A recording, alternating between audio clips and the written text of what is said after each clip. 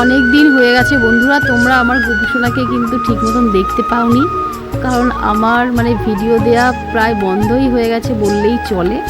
তো অনেকদিন পর ভাবলাম যে গোপুসোনা চলো স্নান করবে, সেই ভিডিওটা তোমাদের সঙ্গে শেয়ার করি।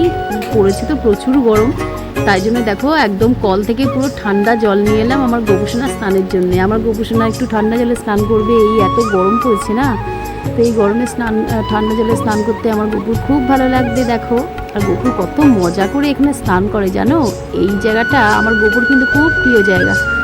তো যাই হোক চলো গোপুসোনাকে স্নান করিয়ে নিচ্ছি। স্নান টান করিয়ে আজকে গোপুসোনাকে কোন জামাটা পরাই বলো তো, একদম হালকা ফুলকা একটা জামা পরাবো, যেটাতে আমার গোপুসোনার একটুও গরম হবে না, খুব হালকা ফুলকা জামা এটা একটা। দেখো তো গোপুসোনাকে স্নান করিয়ে এই জামাটা পরিয়ে দিলাম, তো আজকে এই জামাটাই পরালাম। আর গাছ থেকে যে তুলসী পাতা নিয়ে এসেছি, তো সেই তুলসী পাতা গোপুসোনাকে দিয়ে দিলাম। আর দেখো গোপুসোনার সাজ দেখেছো, কানেও কিন্তু ফুল দিয়েছে। দেখো এইটুকু ফুলই আজকে পেয়েছিলাম, তো গোপুসোনাকে সুন্দর করে সাজিয়ে দিলাম। বন্ধুরা, তো ভিডিওটা তোমাদের কেমন লাগলো তোমরা কিন্তু অবশ্যই জানিও। সবাই ভালো থেকো, সুস্থ থেকো, সবাইকে টাটা।